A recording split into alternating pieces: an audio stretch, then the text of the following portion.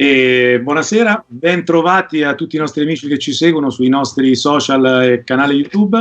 Non poteva mancare come appuntamento di prim'ordine questa sera mister Alberto Zaccheroni, Stefano Agresti e Eugenio Albarella, compagni di avventura in 4 anni magnifici in Giappone. Mister, grazie per aver accettato l'invito. Buonasera a tutti. Grazie Stefano per esserti riuscito a collegare. Abbiamo avuto qualche problema col microfono, però abbiamo risolto. Buonasera a tutti. Grazie a Eugenio, ma Eugenio diciamo è di casa con noi, con i ragazzi nostri della SES, perché abbiamo fatto diverse cose insieme, quindi conosce un pochino tutti i ragazzi che ci sono dietro. Niente, volevamo... Buonasera a voi. Non ti ho fatto parlare, scusa. Niente, volevamo parlare tutti insieme, mister, dei 4 anni del Giappone. Quando tutto partì, un famoso venerdì 17, tra l'altro Eugenio, quando sentì quella data di partenza, da buon napoletano, non era neanche tanto convinto di partire, perché sia mai che col fatto che era un venerdì 17, da buon napoletano non se la sentiva. Scherzi a parte. Sai che sono un napoletano svizzero io, quindi certe cose non ci credo. E siamo partiti alla volta del Giappone per poi dopo preparare pronti via subito 2 amichevoli importantissime, l'amichevole con l'Argentina e l'amichevole in trasferta con la Corea del Sud. Mister, cosa si ricorda di quei momenti della partenza, dell'arrivo, dei primi giorni e soprattutto della prima partita, che a mio avviso è stata fondamentale per tante cose? Che giorno era quando abbiamo giocato contro l'8 ottobre? 8 ottobre. No, io ero arrivato un pochino prima di voi, perché io ero arrivato in una domenica soleggiata, dove non so se fossero al mare, anche se loro al mare non ci vanno, però mi ricordo che sono sbarcato, sono salito su un taxi per andare in città e non c'era anima viva in giro, probabilmente per il gran caldo che c'era. E voi è vero, voi siete arrivati dopo. Dopo l'attesa, c'era una grande attesa per quella partita, perché ovviamente non avevamo avuto contatto con questi giocatori, per noi erano decisamente sconosciuti, non conoscevamo le caratteristiche, non conoscevamo la cultura, non conoscevamo la personalità, e dover andare ad affrontare 2 squadre, le peggiori che potevamo affrontare, perché affrontare l'Argentina di Messi e la Corea del Sud, che guardando i precedenti e anche il seguito, queste 2 squadre, mi piace sottolinearlo, c'era l'abitudine tra la Corea del Sud e il Giappone di organizzare 1/2 partite all'anno. Ma questo ci può anche stare. Quello che non ci sta, e quello preoccupava un pochino, è che chi perdeva sostituiva l'allenatore. E quindi eravamo appena arrivati, dovevano affrontare prima l'Argentina di quel momento, perché non c'era solamente Messi. No, io ricordo che lì davanti c'erano giocatori come Tevez, c'era Milito. E Lavezzi. Condito con un po' di Messi, come si suol dire. C'era anche. E poi dopo, appunto, dopo questa partita andare a giocare contro la Corea del Sud, e poi peraltro in trasferta, però che cambiavano allenatore quando perdevano con la Corea ancora non lo sapevamo, quindi l'abbiamo affrontata bene. C'era questa grande curiosità, non abbiamo avuto neanche tanto modo di vederli in campionato, questi giocatori, ci siamo fatti consigliare dallo staff giapponese che aveva maggiori informazioni di noi, quindi siamo andati in fiducia con loro, siamo andati a cercare, noi forse ci abbiamo messo del nostro andando a cercare un centravanti che non fosse 1,58 o 1,60, perché i giapponesi non si evidenziano per centimetri, i centravanti sono tutti piccoli, quindi andavamo a trovare Maeda, Giubilo Iwata, soprattutto per la fisicità e il dinamismo che aveva, perché non era solo fisicità, aveva anche un buon dinamismo e poi la porta la vedeva anche discretamente. E quindi abbiamo fatto questo, siamo arrivati a questo appuntamento. Voi non li avevate visti, però io avevo visto due amichevoli con il direttore sportivo in panchina. Paraguay mi sembra era. Sì, Paraguay e Giamaica, no? Giamaica? No, era Paraguay e Paraguay sicuro. Quell'altro no, due sudamericani, mi sa che erano due sudamericani. sì, E lì mi sono fatto un'idea su alcuni giocatori, perché è stato bravo il direttore sportivo Ara, che è andato in panchina a far giocare prima una squadra, nella prima partita una squadra e nella seconda partita un'altra squadra, così ho potuto vedere più giocatori. E lì c'è stata la prima conoscenza dei giocatori, poi dopo siamo andati a vedere qualche partita e abbiamo completato l'organico. Sì, mi ricordo quando poi siamo atterrati, il tempo di riandare in federazione, fare la presentazione e poi subito, perché era sabato, tra sabato e domenica andare a vedere delle partite in giro di J-League. E la prima partita andai a vederla con Stefano, la partita dell'Urawa Reds andammo a vedere, ti ricordi Stefano? Una partita in Giappone, andammo a vedere insieme l'Urawa Reds e subito ti innamorasti di un giocatore dell'Urawa Reds, tale Haraguchi, ti ricordi? Sì, è vero. Era molto giovane era. A parte innamorarsi di un giocatore, l'impressione che abbiamo avuto quando abbiamo visto quello stadio pieno, fantastico. Loro poi avevano quella bellissima caratteristica, i tifosi, di indossare tutta la maglia della squadra, no? Quindi tutto lo stadio dello stesso colore era una sensazione bellissima, veramente. L'avevamo avuto anche con la nazionale, perché la partita con l'Argentina lo stadio era pieno ed era tutto fatto, tutti indossavano la maglia della nazionale, era una cosa meravigliosa, veramente, una sensazione stupenda. Poi diciamo anche in quelle 2 o 3 settimane di lavoro e poi con i 10 giorni di ritiro che ci sono stati per le 2 amichevoli, anche con il prof si è anche provato a lavorare in che maniera, visto che erano i primi allenamenti, come hai approcciato tu dal punto di vista atletico?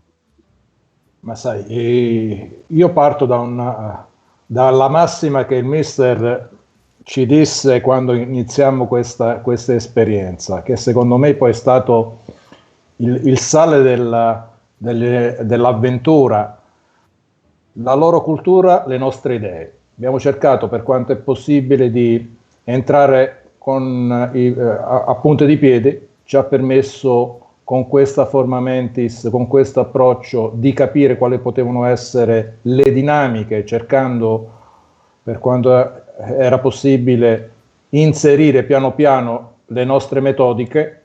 E questo, devo dire la verità, ci ha portato un grande riscontro. Era la prima esperienza da allenatori della nazionale, quindi abbiamo cercato per quanto è possibile di non stravolgere sia le metodiche, ma soprattutto in quello che era le loro capacità di approcciarsi al lavoro, e quindi abbiamo cercato di rispettare molto la loro cultura, il loro modo di lavorare. E quella prima settimana ricordo un doppio allenamento che noi proponemmo dopo 2 giorni, e già lì ci rendemmo conto che era semmai qualcosa da rivedere, perché loro non erano abituati a fare il doppio allenamento, e questo ci è servito nella gestione poi dopo futura della nazionale, a moderare anche i carichi, a cercare di essere sintetici nelle proposte che noi facevamo, e la capacità del mister poi dopo di essere con un occhio clinico più avanti di noi ci ha dato un grosso contributo. No, assolutamente. Quando si va all'estero, io non so chi ci ascolta, se ci sono degli allenatori o futuri allenatori ai quali può capitare di andare ad allenare all'estero, ovunque vada, quello che hai detto prima Giampaolo, che io avevo detto, la prima cosa da fare è rispettare la cultura del paese che ci ospita, dentro e fuori dal campo. Quindi senza di quello non si riesce a catturare l'ambiente, a catturare i giocatori. E noi quell'anno lì, la nostra chiave secondo me è stata quella di catturare i giocatori. Però volevo dire prima una cosa che mi ha condizionato i 4 anni in Giappone, prima che arrivaste voi, il giorno della mia presentazione, in questo mega albergo che mi hanno fatto passare non so da quante cucine per raggiungere questa sala, perché nessuno mi doveva vedere prima di entrare in questa sala di presentazione. Io me la ricordo, magari era una sala da ristorante, probabilmente usata solitamente per i matrimoni, però io me la ricordo come una portaerei di quelle dimensioni. Non so quante televisioni c'erano, non so quanta gente c'era, e l'aria si tagliava a fette. La sensazione mia era di dover dichiarare guerra a qualcuno. E la tensione, no? Che si può, immagino io, no? Perché veramente c'era una tensione in questa sala, nell'espressione della gente, che sembrava una cosa di Stato, veramente. E per loro, qui l'abbiamo capito dopo, la nazionale ha una visibilità mostruosa ed è molto molto importante negli equilibri di quel paese. Poi quando siamo arrivati alla prima partita con l'Argentina, basta, e di tanto in tanto mi capita di rivedere alcune foto, simbolica di quella, quanti giornalisti avevo io che mi fotografavano seduto in panchina? No, era impressionante tutto, è stato, certo. Una cosa che non si è mai vista da nessuna parte, un interesse tale, al di là dell'Argentina, perché poi dopo abbiamo visto che anche nelle partite successive, in tutti i 4 anni, era una costante, quindi non era legato a questo appuntamento. Quindi, e poi aggiungiamo pure che, quindi quanto era passato, abbiamo detto? Dall'arrivo dal 30 di agosto, un mese, quanto era passato? 3 settimane.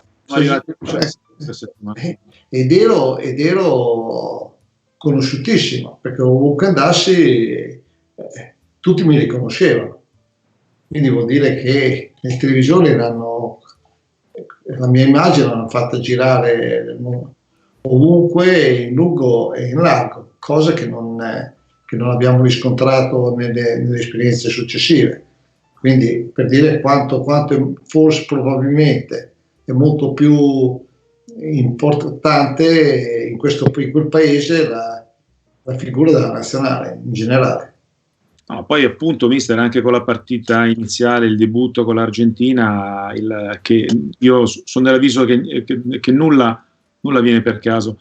La vittoria non è stato un caso con l'Argentina, ma è stato frutto di una preparazione, oserei dire, quasi perfetta della partita, studio dell'avversario e preparazione in campo della squadra in funzione dei giocatori che avevamo a disposizione, perché c'è stato un attentissimo studio da parte di tutti. Io mi ricordo con lo staff, il mister insieme a lei, con Stefano, Maurizio, Eugenio, l'analisi dell'Argentina l'abbiamo fatta proprio alla maniera perfetta, abbiamo fatto proprio una radiografia della squadra ed è stata fondamentale per far sì che poi è venuta fuori questa vittoria storica, perché era la prima vittoria per il Giappone, ma non è stato certo un caso.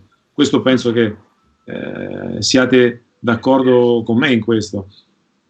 Sì, anche se non so se voi condividete, io vedendoli dopo in campo non ero preoccupato solamente di un giocatore. Era impossibile da fermare, da marcarlo, che era Messi. Con tutti gli accorgimenti, perché era molto più facile marcare Tevez, Lavezzi, fuori davanti agli occhi. Io mi ricordo tantissimo. È oggi, immaginate 10 anni fa, mamma mia, loro cambiarono allenatore. Dopo quella sconfitta cambiarono immediatamente allenatore. Battista mandarono via, esatto. Io mi ricordo soltanto la settimana della preparazione della partita e l'ultimo allenamento in particolar modo, perché oltre alla parte iniziale di reattività eccetera eccetera c'era la famosa partitella finale che per 20 minuti rimanemmo tutti impressionati dalla tecnica del gruppo, giocavano a 2 tocchi, una cosa meravigliosa. Però mi ricordo che alla fine Alberto fece il discorso alla squadra, disse bravissimi tutti, però ci sono anche le porte, no?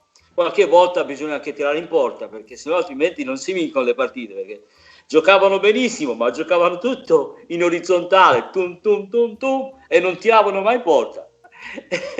E questo noi in un certo senso siamo riusciti un po' a trasmetterlo, perché calciare un po' più siamo famosi per cercare la concretezza nel mondo, quindi. No, ma io ricordo che da subito il mister, quando arrivammo e facemmo le prime riunioni con appunto i nostri corrispettivi giapponesi, l'obiettivo che lui subito si prefissò era quello di dare subito un'impronta per il futuro, visto che l'obiettivo finale era il mondiale.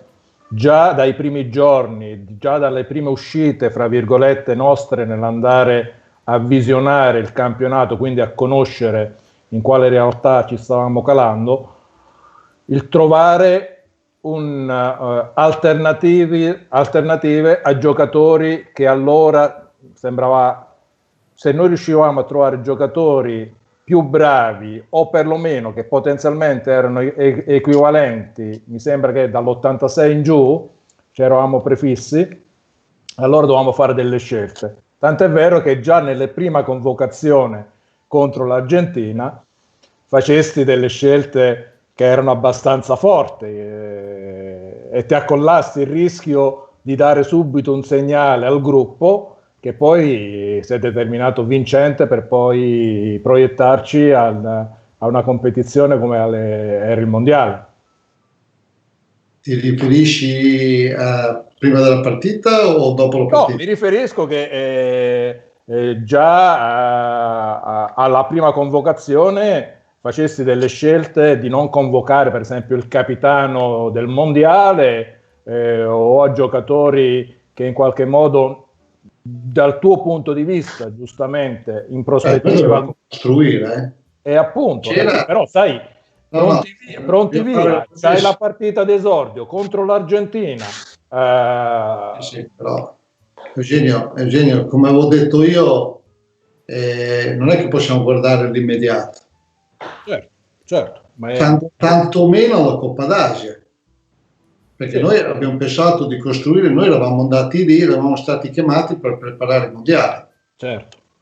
E quindi siamo partiti selezionando degli uomini in età per poter arrivare nel pieno della maturazione tecnica e nervosa e di esperienza per il mondiale. Quindi l'obiettivo principale era quello, ma secondo me il grande segnale l'abbiamo mandato dopo la partita, quando abbiamo detto ai giocatori, perché loro abituati a tornare a casa, non li abbiamo fatti viaggiare immediatamente, non li abbiamo fatti rientrare alle loro sedi immediatamente e abbiamo detto che i giocatori potevano partire dopo aver dormito, quindi rimanevano in albergo la mattina dopo, e il giocatore forse più di maggior personalità ha detto no, io non ci sto e vado a casa. E questo giocatore non ha più visto la maglia della nazionale. E lì secondo me abbiamo mandato un messaggio forte, che quello che conta è il gruppo. Quindi si decide cosa fare e lo facciamo tutti, dai più vecchi ai più giovani.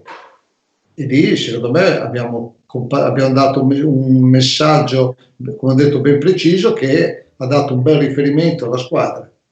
Perché tanto da qualcosa bisogna partire. E bisogna partire dalla squadra, perché nel calcio si vince di squadra. Nessun allenatore vince le partite, è la squadra, e neanche un giocatore vince la partita. Poi ci ricordiamo chi è che ha segnato, chi ha fatto più gol nel campionato, ma i campionati si vincono, perché bisogna guardare i campionati, bisogna guardare la singola partita. Si vincono esaltando le caratteristiche, le qualità, trovando il modo di esaltare le qualità e soprattutto di quelli che hanno maggiore qualità, perché si vince di qualità, soprattutto con la qualità, però questa qualità deve essere sostenuta anche dalla quantità, e quindi ci vogliono i cosiddetti giocatori funzionali che si fanno un bel mazzo anche per gli altri, per esaltare appunto le qualità degli uomini migliori, e poi la capacità di catturare appunto i giocatori. Sono queste le componenti poi principali che bisogna mettere in campo poi dopo noi allenatori ci saltiamo quando vinciamo, ma noi la palla non la buttiamo dentro, noi creiamo i presupposti per creare le occasioni per vincere la partita. Poi dopo se il giocatore non ha questa capacità di metterla dentro la palla, tu le partite non le vinci.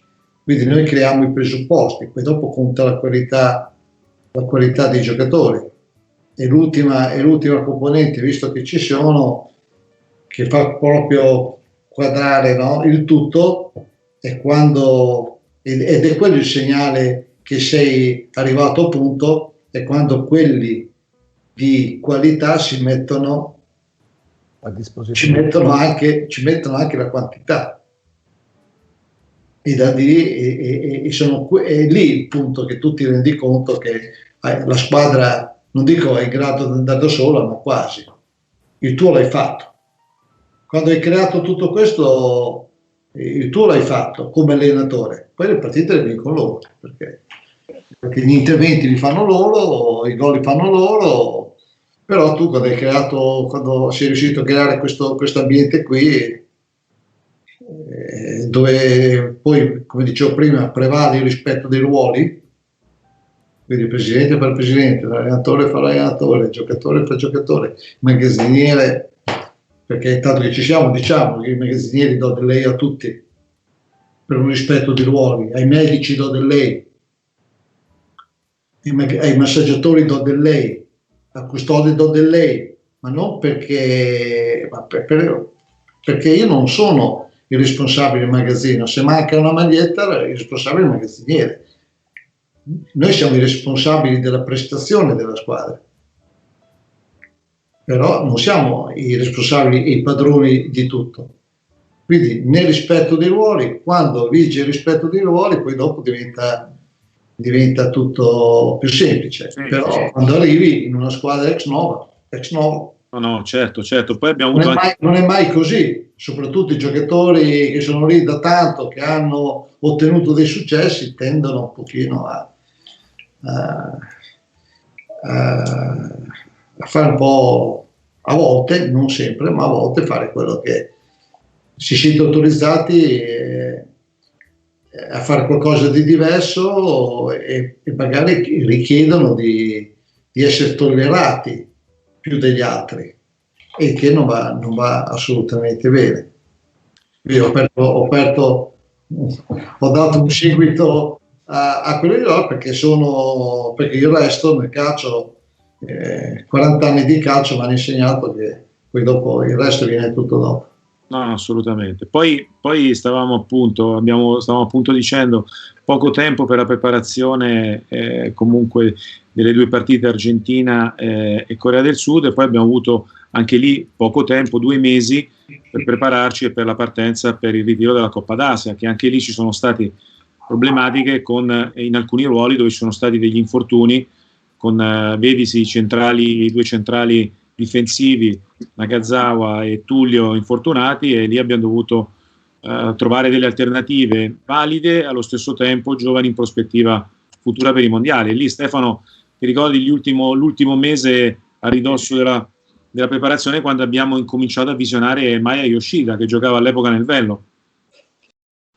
Sì, ma infatti, oltretutto, aggiungo quello che ha detto il mister, che in quel breve tempo si deve tenere in considerazione la problematica della comunicazione, perché certo, per noi era tutta una cosa indiretta e quindi non facile. Noi ci abbiamo messo tutta la nostra buona volontà, loro ci vedevano molto compatti, molto uniti in tutto quello che il mister diceva, in tutto quello che facevamo, quindi per loro però la comunicazione è importante, perché tante cose avevamo voglia di poter dire, trasmettere e non ci riusciva. Però chiaramente, se poi siamo riusciti ad andare in Qatar e vincere la Coppa d'Asia, sicuramente vuol dire che abbiamo fatto un buon lavoro, non soltanto dal punto di vista tecnico e tattico, ma in tutte quelle che sono poi le componenti. Avevamo creato un bel gruppo. Soprattutto, Stefano, il gruppo, perché il gruppo. Come abbiamo detto prima, non abbiamo costruito, non abbiamo puntato sull'esperienza, sui giocatori migliori di quel momento, abbiamo pensato più a costruire, tant'è vero che quando noi terminammo la finale, quando io rientrai negli spogliatoi, il direttore mi disse: non ci avrei mai scommesso nulla sul nostro successo, perché è fortemente inaspettato, perché non eravamo partiti per questo obiettivo qui. Però sai, il gruppo, la compattezza, come dicevo prima, vedi, gira e rigira e torniamo lì. No, no? Che si vince di squadra. E noi la squadra l'avevamo costruita. A parte tre giocatori, hanno giocato tutti, e che l'armonia era la migliore possibile, l'ha dimostrato, non so se è una casualità, ma ogni qualvolta io inserivo un giocatore nuovo nel finire di partita, e quello che entrava era colui che segnava. Vedi Osugai, no? Veramente. Avevamo creato un clima. Lei, non sono entrati solo 2 giocatori durante la Coppa d'Asia con lei: Gonda, il terzo portiere, e Moriwaki. Tant'è che lei, quando siamo rientrati in Giappone, noi ne abbiamo cambiati, Giampaolo, noi abbiamo cambiati diversi, perché parecchi giocatori erano infortunati, perché il Giappone era fine campionato. Sì. No? Poi si sono dovuti fermare. Attenzione, se ben vi ricordate, noi anche a livello, perché c'è la Coppa dell'Imperatore il 1° di gennaio, e noi siamo partiti il 4, e quindi c'è stata la sosta di una ventina di giorni tra la fine del campionato e la Coppa dell'Imperatore il 1° di gennaio, e poi dopo noi 4 siamo partiti, e poi dopo quanti giocatori abbiamo prima della partita inaugurale? Puoi cambiare. Noi fino a 24 ore prima della partita. No, si sono rotti diversi giocatori. 2 ne abbiamo cambiati. Se ben vi ricordate, addirittura avevamo avuto delle difficoltà nel programmare il cosiddetto ritiro, perché avevamo alcuni giocatori che venivano dall'estero, che erano impegnati con i campionati di loro proprietà, quindi non riuscivano a liberarsi nel periodo di Natale, e ufficialmente noi ci siamo trasferiti ai primi di gennaio in Qatar. E allora, vi ricordate, abbiamo fatto 5 giorni al centro lì di Sakai, di Osaka. Dopodiché abbiamo dato 2 giorni liberi e siamo partiti poi per il Qatar a una settimana prima dell'esordio. Quindi anche nel lavorare nelle varie aspetti, non dico sotto l'aspetto fisico perché c'era poco da poter incidere in funzione del tempo a disposizione, ma soprattutto in quello che era un contesto di dettami tattici, diciamo che sotto questo aspetto siete stati bravi a creare una sintesi e dare delle informazioni ben precise, e dall'altra parte abbiamo avuto la fortuna di avere un gruppo molto ricettivo, con grande cultura del lavoro, con grande disponibilità, e quindi abbiamo ottimizzato tutto quello che era il tempo a nostra disposizione, ed è stato poi un crescendo durante la competizione stesso. Noi non abbiamo fatto un grandissimo esordio, ma proprio perché a livello sia di tempo a disposizione, ma soprattutto per la questione di automatismi, non avevamo avuto il tempo per poter oliare la macchina. Ma in fondo non ci arriva chi parte forte, ci arriva... No, ma diciamo che siamo stati bravi anche in questo. E in quel periodo, durante la competizione, siamo riusciti anche a creare un gruppo che poi ce lo siamo portati per tutto il quadriennio. Posso intervenire? Qual è stata la chiave? Come no? La chiave è stata l'espulsione di Stefano dalla panchina nella partita con la Siria. Quella è stata un'espulsione storica, perché lì c'è stata una reazione di tutto un popolo, secondo me. Perché poi Stefano in Giappone non viene, come dicevamo prima col mister, prima della diretta, non viene espulso mai nessun allenatore, ma neanche il secondo poi non risulta negli annali. Quindi se hai scritto la storia anche in quel caso, devo dire che è stata una scena meravigliosa. Non so per quanto tempo mi facevano sempre il segno del cartellino rosso. Per loro era una cosa... No, è tutto scandalo nazionale. Precisi come sono, rispettosi loro. No, poi l'altra cosa che c'è da dire è che quanti adesso a oggi, soprattutto in Germania, ci sono 1 o 2 barra giapponesi per squadra, per dire, sono tantissimi giapponesi, sono arrivati anche in Italia, no? Però allora all'estero c'era Hasebe, che era nel Wolfsburg, forse, mi sembra, Nagatomo, che era appena arrivato, mentre io sono andato in Giappone, lui è arrivato a Cesena. C'era Keisuke Honda al CSKA di Mosca. E Honda che giocava in Russia. Al CSKA, sì. Al CSKA. 4-5. C'era Kawashima in Belgio. Sì, Kawashima in Belgio, e Yoshida che giocava in Inghilterra. No, Yoshida giocava in Olanda. Nel Fello. Ecco. E diciamolo che poi, vinta la Coppa d'Asia, ce li hanno portati via quasi tutti all'estero, perché Kagawa, Okazaki, insomma tanti Sakai, no? Tutti e 2 Sakai sono andati, Inui, insomma la Germania soprattutto ha fatto man bassa, perché sono molto dirigenti come loro, sono molto professionali e evidentemente si trovano a loro agio, maggiormente a loro agio in quell'ambiente, perché poi dopo questi, anche quando sono andati via noi, ce ne sono andati altri ancora. La Germania preveva sempre molto bene del Giappone.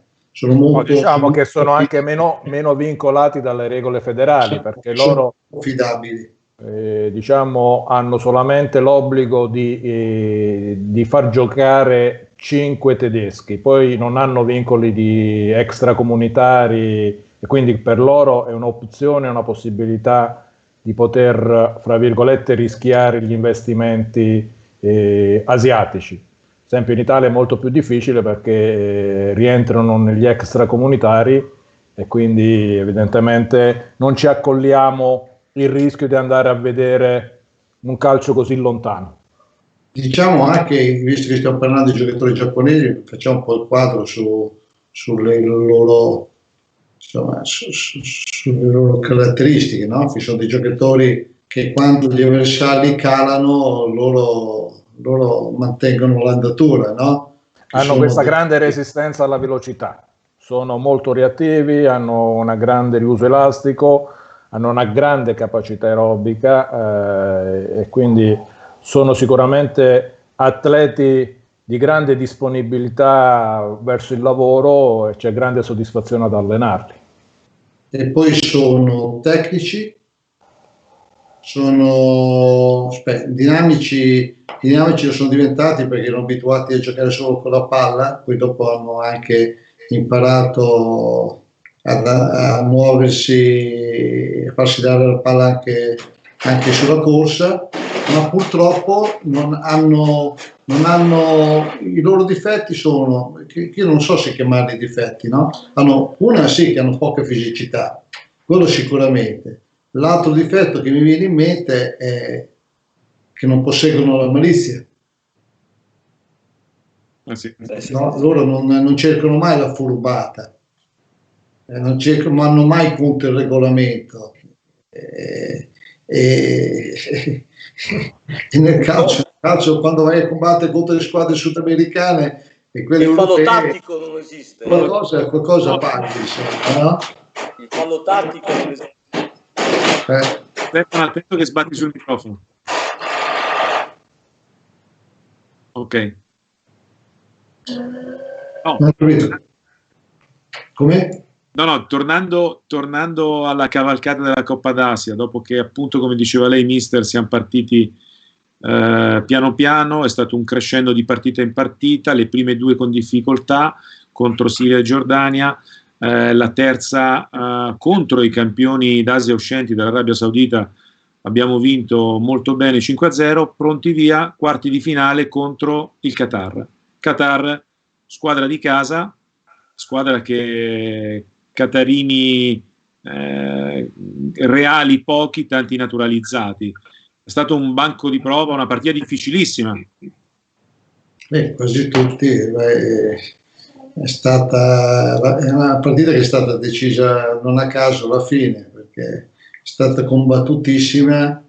Loro erano maggiormente abituati a giocare insieme, avevano diversi brasiliani di Trento, come fanno anche tuttora, no? Che costruiscono queste squadre dotate di tanto talento, però noi dalla parte nostra avevamo questa compattezza che abbiamo detto prima, che quelli che entravano poi dalla panchina nel momento del bisogno, quando c'era meno energie, si spendevano molto per gli altri.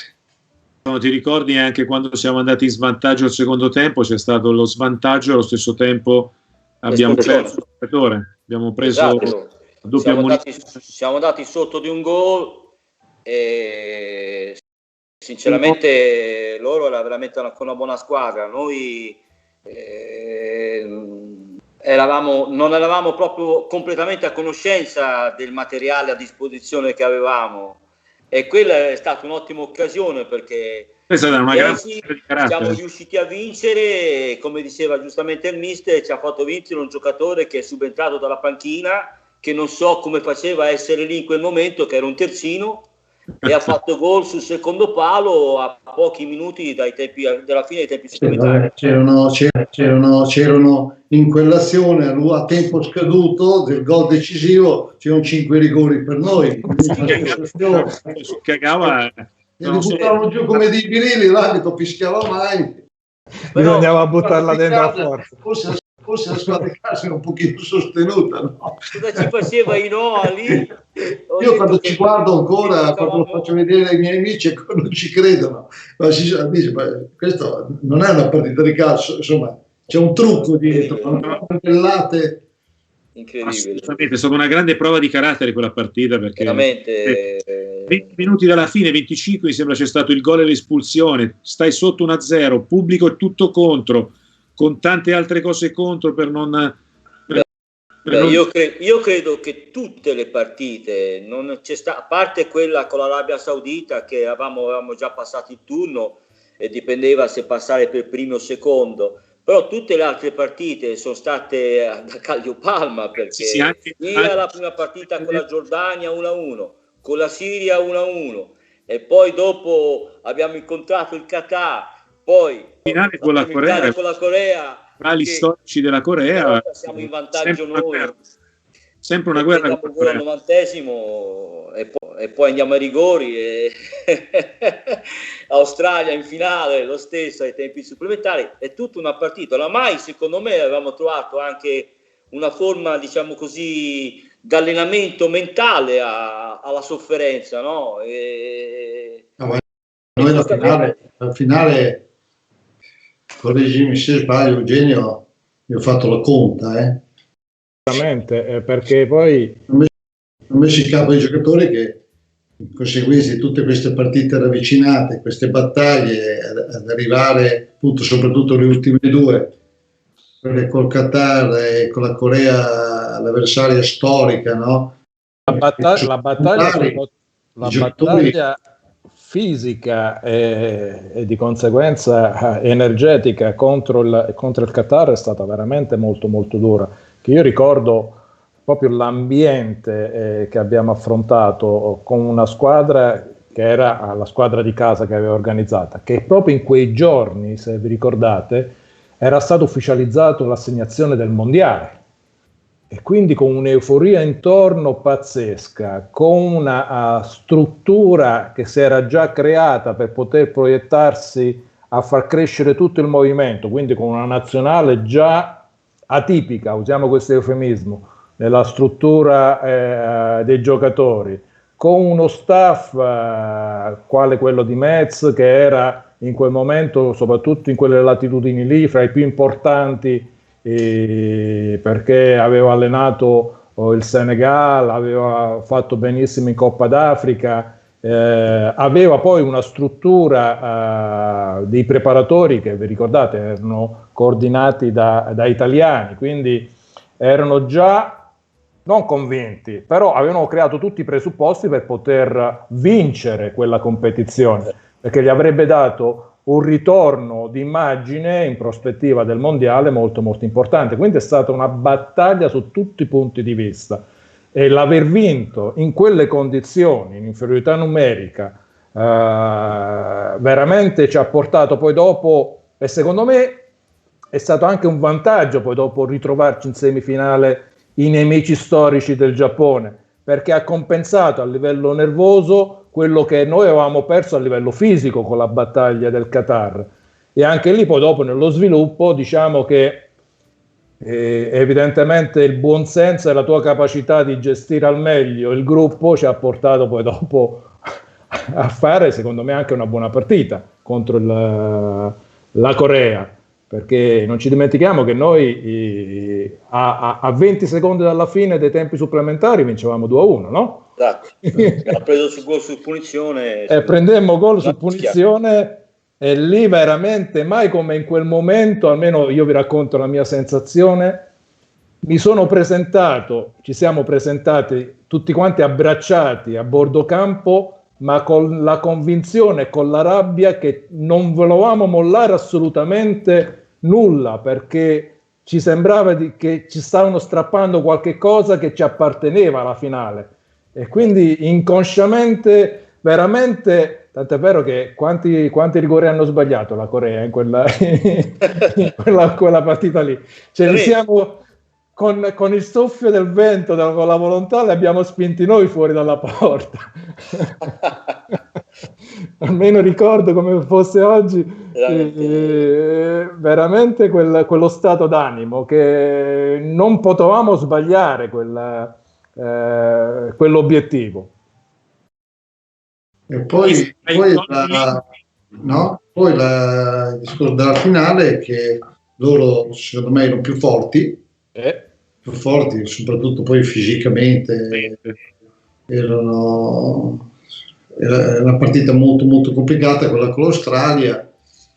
È stata, noi eravamo anche belli stanchi, perché in vista di quella partita molti giocatori, abbiamo fatto giocare diversi giocatori che non si sono allenati o si sono allenati poco e niente, perché tra infortuni definitivi e parziali abbiamo fatto quasi la conta di chi era. Non ti dimenticare il summit notturno che facemmo per valutare Okazaki, che aveva un problema al bicipite. Un po' tutti, io me li ricordo, un po' tutti.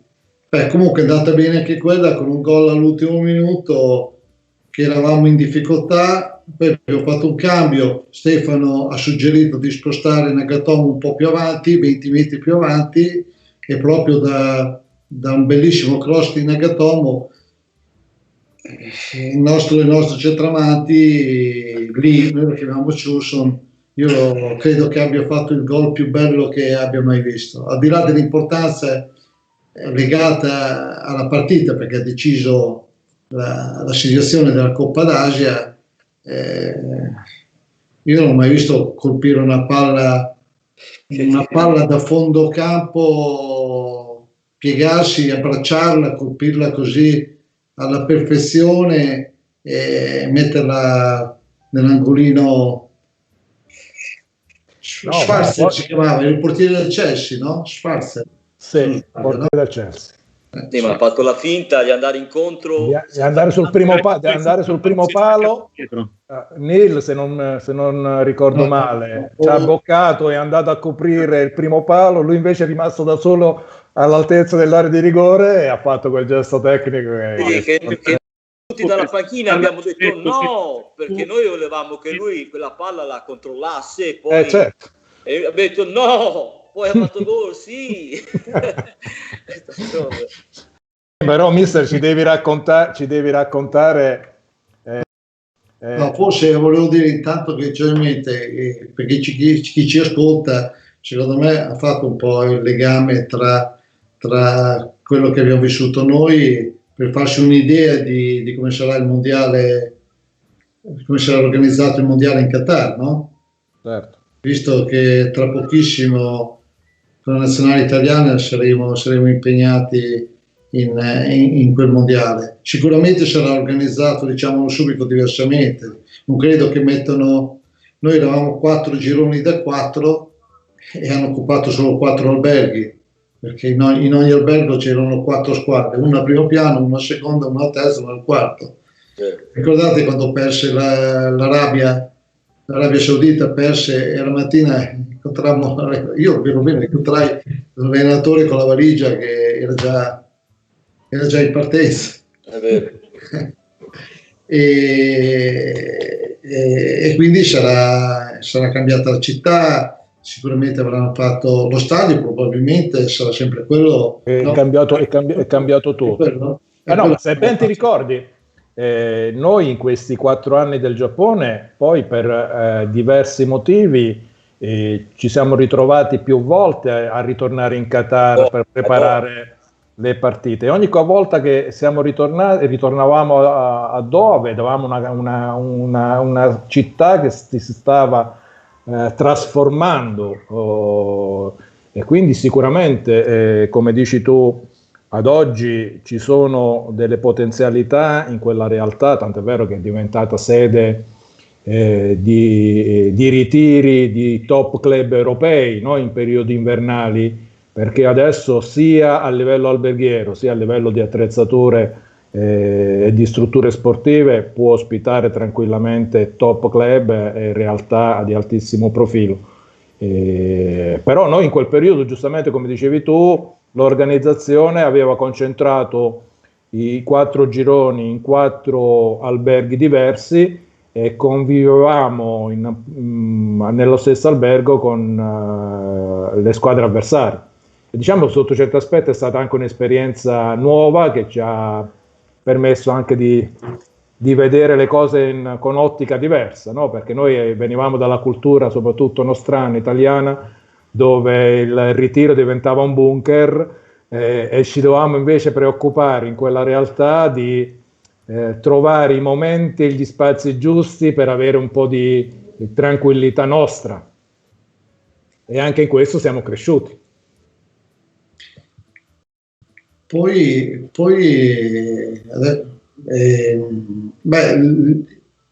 quello, io non so se avrò l'occasione di andare a vedere qualche partita nel mondiale che si disputerà appunto 2022 in Qatar, visto che si giocherà a gennaio per evitare il caldo di luglio e agosto. Vabbè, ma saremo impegnati con qualche squadra.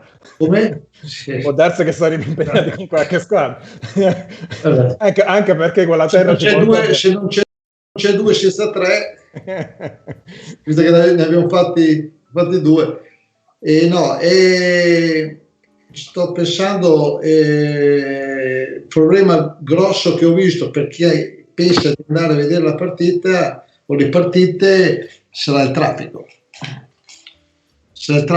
Perché Doha è molto piccola, è vero, quindi non dovrebbe comportare ritardi, però ci ricordiamo bene che c'era un traffico infernale. Non so come lo risolveranno questo problema, perché le partite si disputeranno tutte a Doha. Quindi un mondiale giocato tutto probabilmente, non credo che sia sorta qualche altra città nel frattempo. Un'altra città appositamente anche, proprio in funzione. È comunque un mondiale in due città, col seguito che ci sarà in questo mondiale, in quel mondiale ci ricordiamo le strade come erano, erano terrificanti, e quindi però avranno trovato sicuramente una soluzione.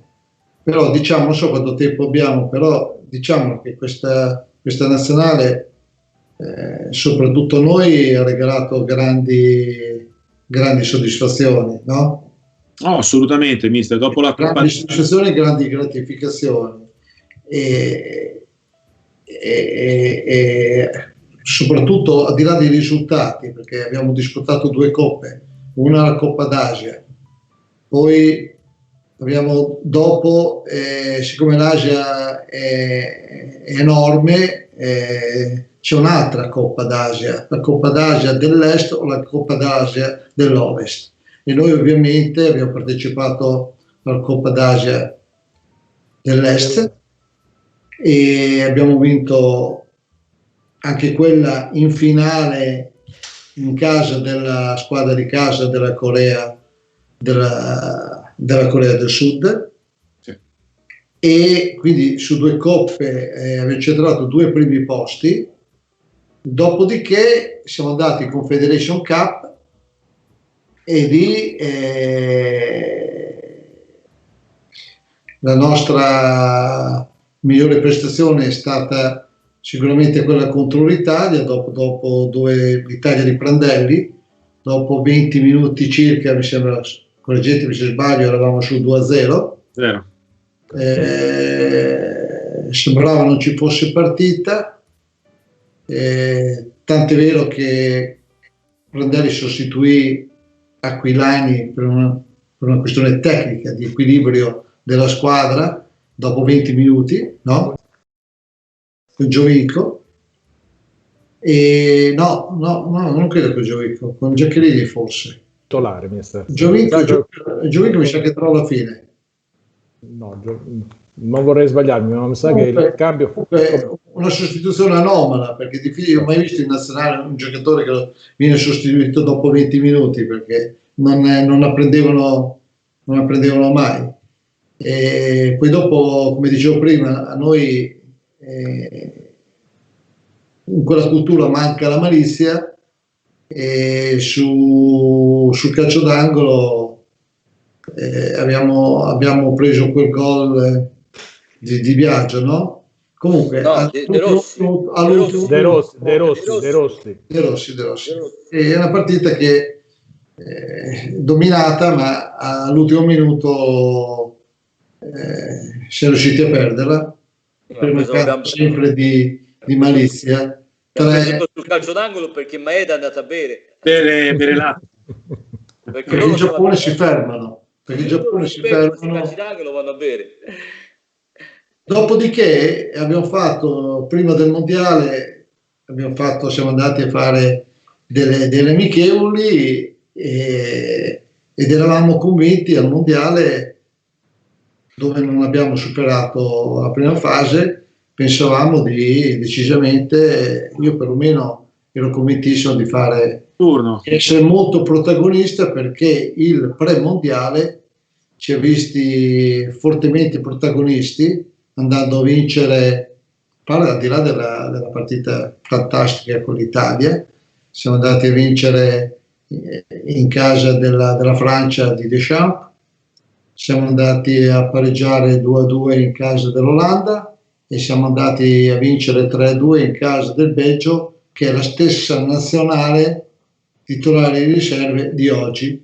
Nessuno è escluso, no? Con i Lukaku, con gli Hazard, con i Fellaini, con De Bruyne, Vertonghen, no? Courtois, insomma, Mertens in panchina, Nainggolan in panchina, ricordiamocelo. Sì. E segnare 3 gol in casa del Belgio, 2 gol in casa dell'Olanda e andare a vincere in casa della Francia di Deschamps, insomma, significa che avevamo raggiunto, almeno per me, penso che sia altrettanto per voi, avevamo raggiunto dei livelli che ci portavano a pensare di poter essere protagonisti anche al mondiale. Poi al mondiale non abbiamo rispettato le attese e io mi sono dato una risposta sola, perché ci ho pensato tanto, perché la delusione è stata talmente alta, per me che mi aspettavo appunto di essere protagonista al mondiale, che la squadra ha riflettuto sul suo passato e il suo passato gli ha detto che la storia non era a nostro favore. Il Giappone non è mai stato protagonista in un mondiale e quindi le nostre aspettative erano probabilmente troppo alte, però era difficile non pensare. Secondo me ci siamo un po' impauriti, appunto, non avendo una storia importante negli anni passati, non siamo andati. Pensavamo noi di avere inculcato quella mentalità, quella convinzione di dire: beh, noi siamo quelli che abbiamo visto negli ultimi mesi, no? In questa crescita costante, siamo arrivati a questi livelli, quei risultati che abbiamo fatto, anche seppur in amichevole, da ultimi, non sono una casualità, andiamo e facciamo il nostro tipo di calcio. Non ci dobbiamo adeguare agli avversari, perché oggi siamo una realtà. E nella testa dei nostri giocatori probabilmente non è stato così, perché noi gli abbiamo chiesto di forzare e invece abbiamo visto una squadra, dopo essere andati in vantaggio nella prima partita con la Costa d'Avorio, poi dopo la squadra non ha mostrato quella personalità, quella sicurezza, quella autorevolezza che avevamo mostrato negli anni precedenti, e soprattutto nell'ultimo periodo preparatorio del mondiale. Ma fino a una settimana prima, mister, ti ricordi la partita amichevole che facemmo in Florida contro la Costa Rica, che poi fu la rivelazione di quel mondiale lì, che vincemmo 3-1, ma sciornando un calcio spettacolare con veramente grande soddisfazione. Eugenio, io li riguardo di tanto in tanto. Certo. Abbiamo allenato anche altre squadre, però non so se anche il Milan, l'Udinese abbiano toccato le punte che ha toccato quella squadra. Quella squadra giocava a 1 o 2 tocchi con una continuità mostruosa e così facendo dava tantissima imprevedibilità, e quindi gli avversari, non è un caso insomma che hai fatto quei risultati grazie a questa imprevedibilità, perché avevano memorizzato pienamente, anche perché loro erano dotati di tecnica, come abbiamo detto, certo, capacità e resistenza, e quindi avevamo proposto veramente così tanto. Poi dopo lì, come abbiamo detto, purtroppo è lì la delusione, no? Perché se non ti eri illuso, però secondo me è la squadra che ho allenato che per lungo tempo ha fatto vedere il calcio migliore, secondo me. Roberto, scusa se ti interrompo, però io so che tu non sei d'accordo, perché tanto queste cose qui le abbiamo dette tante volte. È giusto la tua considerazione, perché la tua è una considerazione da allenatore. Ma io ho sottovalutato il passato. Sì, però Alberto, purtroppo sono quelle competizioni lì, sono delle cose che devono, diciamo così, abbinarsi tanti fattori positivi insieme. E noi quei fattori positivi che abbiamo menzionato prima con la Coppa d'Asia non è stata la stessa cosa per il mondiale. Noi abbiamo perso 5 giocatori che rappresentavano la nostra colonna dorsale, la spina dorsale della squadra. Noi abbiamo perso Conno, Endo, Hasebe, Maeda, Honda che non giocava e Maeda. 5 giocatori che facevano parte della squadra che tu hai detto che abbiamo vinto in Francia. Io sono d'accordo con te che noi dovevamo avere la capacità di sostituire questi giocatori, ma un conto è sostituirli sotto l'aspetto tecnico e tattico, un conto è sostituirli sotto l'aspetto, diciamo così, della personalità che davano questi giocatori alla squadra. Ormai erano l'anima della squadra e guarda caso rappresentavano, diciamo così, proprio la spina dorsale della squadra, cioè all'interno. Dopo sappiamo benissimo che all'esterno puoi mettere i giocatori che hanno voglia, umili, giovani, che corrono, ma all'interno ci devono essere gente che sostiene tutto questo. E noi abbiamo perso Conno, che era il nostro difensore centrale. Endo non giocava e si era fatto male, l'abbiamo portato lo stesso al mondiale. Poi lasciamo stare Uchida, Si era fatto male. Poi Hasebe, siamo stati fino a ultimo, eravamo in Florida, lo portiamo o non lo portiamo, lo portiamo o non lo portiamo, e lo abbiamo portato, però non era in condizioni. Poi Maeda era purtroppo a fine carriera e anche lì ci è arrivato che non era nelle condizioni e abbiamo optato per altre soluzioni, e purtroppo abbiamo avuto anche Honda che ha cambiato squadra, quell'anno lì mi sembra che è andata al Milan, no? Mi sembra, no? E non giocava. Senza poi pensare a Nagatomo, stessa cosa, anche lui veniva da un grosso infortunio. Beh, ho capito che era al Manchester e non Shinji Kagawa era al Manchester. Kagawa che non giocava al Manchester. Sicuramente non voglio andare a trovare delle scuse, però in una competizione così importante come il mondiale, dove oltretutto non siamo stati neanche fortunati con l'abbinamento, perché abbiamo trovato 3 squadre fisiche. Forse Stefano è stato il girone più duro forse di tutto il mondiale, perché c'era Giappone più equilibrato, Giappone, Colombia, Grecia. Costa d'Avorio. Alla fine in teoria Costa d'Avorio c'era così la quarta squadra, dove c'erano giocatori come Drogba e Touré. Io ricordo che lui è stato devastante. Per noi troppe cose hanno coinciso però bisogna mettere tutto sul piatto della bilancia, è chiaro, questo sono d'accordo. Non è che uno cerca alibi, però alla fine bisogna magari mettere tutto sul piatto. No, mi spiace perché avevamo tanta voglia di stupire, eravamo tutti volenterosi di stupire, perché chiaramente è perché quando ti abitui bene, certo. Per 4 anni sei abituato a mangiare del caviale, per chi gli piace mangiare il caviale. Certo. Siamo rimasti tutti male, certo. Quindi trovi le patatine fritte, magari ti piacciono più le patatine fritte, però...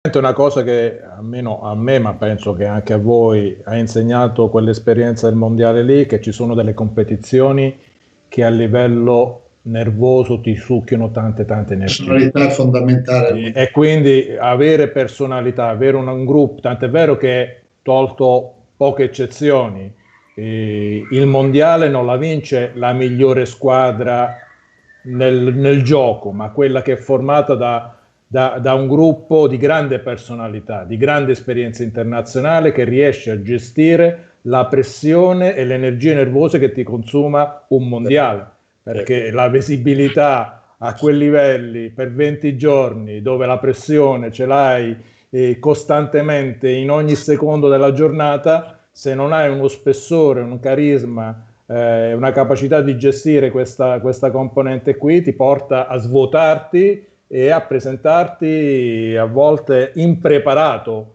a quello che è non tanto l'organizzazione, una buona condizione, ma un aspetto che secondo me è fondamentale, perché parliamo di uno sport integrato come quello del calcio, dove tutte le componenti hanno lo stesso peso, e quindi quando ti viene a mancare la componente nervosa va a incidere sicuramente all'indice della prestazione generale. È vero, è vero. No, è verissimo, è verissimo. Però ricordo che abbiamo fatto un mondiale con una squadra sperimentale, perché io mi ricordo quando dovevamo fare la selezione, insomma, non era, cioè dovevamo prendere tanti giocatori che non avevano neanche mai giocato in nazionale, quindi insomma, è importante, voglio dire. Vabbè, però non ci puoi arrivare con dei problemi in quelle competizioni lì, quei problemi li devi risolvere quando sei lì. Ne abbiamo avuti, come dicevi tu prima, ce ne sono stati diversi che alla fine poi hanno anche inciso. Questo è stato un peccato, un rammarico quello, magari essersi perché avevamo questa consapevolezza, certo, avevamo acquisito questa consapevolezza, e per quello che ci è rimasto male, perché poi la storia è quella. Mister, cosa pensa di aver dato al Giappone, cosa il Giappone ha dato a lei?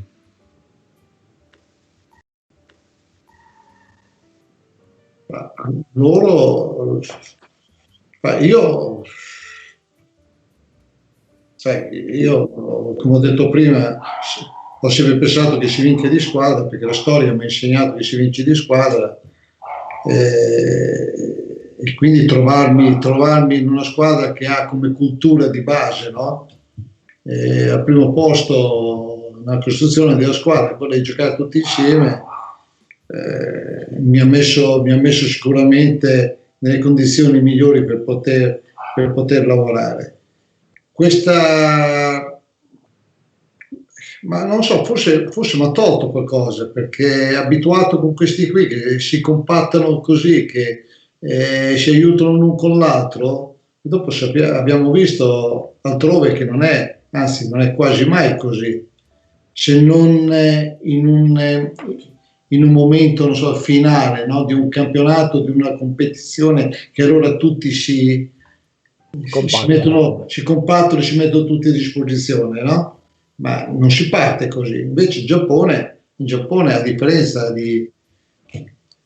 Io ho allenato 40 anni e onestamente quasi sempre abbiamo costruito dei gruppi fantastici, ma lì è quasi nato fantastico, voglio dire, no? Perché c'era una base nella costruzione della squadra, nella compattezza, che ce l'hanno per natura.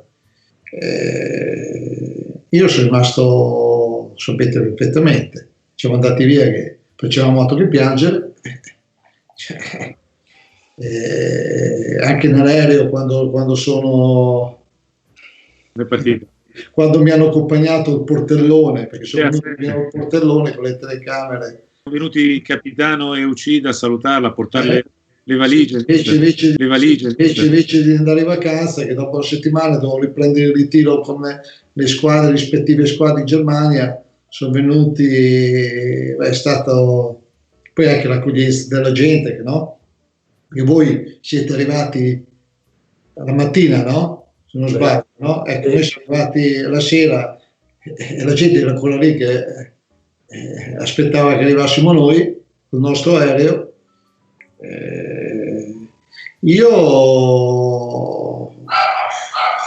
a loro penso di mondiale a parte, di avergli trasmesso la consapevolezza che sono arrivati a un punto tale che non devono temere nessuno, devono andare in campo e non pensare che hanno di fronte, pensare solamente a quello che hanno imparato in tutti questi anni, anche se sono molto giovani calcisticamente, perché il calcio giapponese è più giovane degli altri. Ho vissuto una bellissima esperienza con lui che ha inventato i manga, no? E penso che sia nato proprio da una sua domanda, perché lui mi raccontava Takahashi, no? Che Only Benji, no? Per chi non lo sa, no? Candy, e mi raccontava che lui guardava il mondiale in Argentina, ma lui non aveva mai seguito il calcio. Era con un amico appassionato di calcio e insieme hanno guardato una partita e gli è venuto spontaneo di chiedere all'amico: ma noi giapponesi quando ci tocca giocare? Quando giochiamo? Quando in che partita, la nostra partita? Ricordiamo. Domani, dopodomani? E lui ha detto: no, noi non partecipiamo. Ma come? È il mondiale di calcio, un paese come il Giappone, perché lui di calcio sapeva nulla, no? Una squadra importante come il Giappone non partecipa al mondiale? No, non partecipiamo al mondiale perché non abbiamo un campionato ufficiale. E lui a quel punto si è messo a disegnare Only Benji. Sì, mi ricordo a Londra, vista quando siamo stati. Si è messo a disegnare Only Benji ed è esplosa la mania del calcio grazie ai fumetti di Takahashi, e di lì è partito, che poi hanno chiamato Massaro, Schillaci, no? Hanno chiamato e hanno cominciato a investire nel calcio e di lì è partita. Però loro hanno sempre avuto un approccio timido. Ecco, nella nostra gestione, parte finale, quindi del mondiale, l'approccio era: no, adesso andiamo in campo e vi facciamo vedere chi siamo, a che punto siamo arrivati.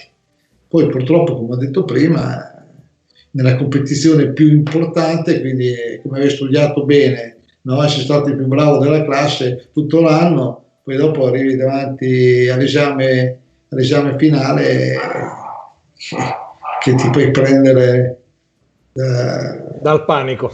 E non riesci a farlo. Ecco, io riesco a inquadrarla in questa situazione, però sicuramente mi è rimasta l'esperienza probabilmente più bella di vita, più bella, anche soprattutto grazie a te, perché il contatto l'hai avuto tu, Giampaolo, ed è nata da un contatto che avevi tu, perché loro stavano prendendo, se non sbaglio, Pellegrini. Però conoscendo appunto le persone a cui siamo rapportati, ma soprattutto capendo le esigenze che avevano loro, mister Lei era la persona perfetta, e difatti i 4 anni sono stati una dimostrazione, sono stati. Beh, certamente poi anche tu, insomma, io quando c'è possibilità ci si va in Giappone, insomma. Assolutamente, abbiamo sempre contatti. Siamo rimasti siamo rimasti tutti, no? Eugenio, Stefano, no? Siamo tutti rimasti legatissimi a questo popolo. Adesso diciamo che ci sentiamo il 50% giapponesi, ma insomma. C'è. No, questo è vero. Anche Stefano non ho il passaporto giapponese, però mi sento anche perché la prima regola in Giappone è quella di rispettare gli altri. Io la condivido in toto, perché come ho detto prima, poi sono per il rispetto dei ruoli. Nelle squadre che abbiamo allenato, avevo sempre messo il primo punto, poi è ovvio che mettendo il primo punto il rispetto dei ruoli è facile anche dare a scontro con i presidenti, no? È capitato non poche volte, ma d'altronde senza di quello non si riesce a costruire appieno quello che si vorrebbe costruire. Stefano. No, dico adesso perché ci siamo messi a fare tutti questi bellissimi ricordi di questa bellissima esperienza dal punto di vista calcistico. Io solitamente le città delle squadre, delle tante squadre che abbiamo allenato, mi ricordo la parte calcistica, ma non mi ricordo mai niente per quello che è legato alle città. Invece, a parte queste chiacchierate fra di noi, ma se rammentiamo qualcosa del Giappone, è difficile che diamo priorità all'aspetto calcistico. Preferiamo raccontare l'esperienza che abbiamo vissuto per esserci, diciamo così, davvero, guarda, a livello culturale. Anche se ci siamo beccati l'11 marzo, l'esplosione nucleare, il terremoto più grande della storia in Giappone, è relativa scossa del pianeta nucleare che ancora condiziona. Ma leggevo l'altro giorno che ci sono dei surfisti che vanno ad allenarsi lì davanti alle acque radioattive di Fukushima, ma 2 giorni fa l'ho letto. È stata una bella e forte esperienza. Bella esperienza, però abbiamo visto anche loro come popolo. Su bella non sono d'accordo. No, bella no, io dicevo bella non sono d'accordo. No, ma mi riferivo a come loro hanno reagito, senza compiangersi, senza chiedere tanti aiuti in giro, insomma. Sono rimboccati le maniche subito. Io faccio sempre l'esempio. Non la raccomando a nessuno, neppure al mio peggior nemico, quella esperienza. Se non proprio a volte quando mi chiedono dell'esperienza in Giappone, nel cercare di spiegare che mondo diverso, almeno è quello che è la nostra esperienza. Non so se vi ricordate i primi giorni che stavamo a Tokyo, alla sera di solito andavamo a cena tutti quanti assieme, e una di quelle sere noi passammo su una strada dove ci stava un cantiere che stavano lavorando e stavano rifacendo la strada. C'ho il video io. Ti ricordi?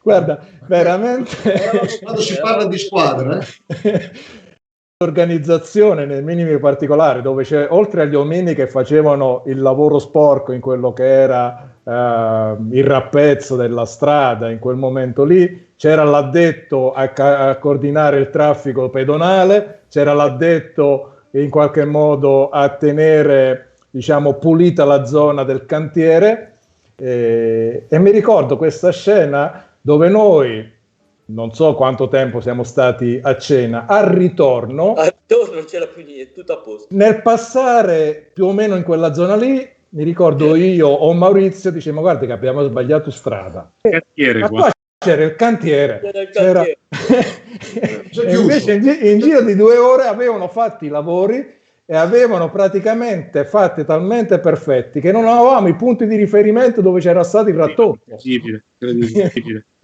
Quella è una, perché ti dimentichi quando ci siamo fermati a quel semaforo, c'era un cantiere e l'abbiamo ripreso, che stavano facendo capomastro, si è messo davanti e con tutti gli operai davanti gli ha fatto fare il riscaldamento. Sì, il riscaldamento prima di iniziare a lavorare. Di riscaldamento prima di cominciare a lavorare Il cantiere. È vero, è vero. Ho il video, di tanto in tanto lo faccio vedere. Come fai a non innamorarti a chi si lamenta di quello che deve fare?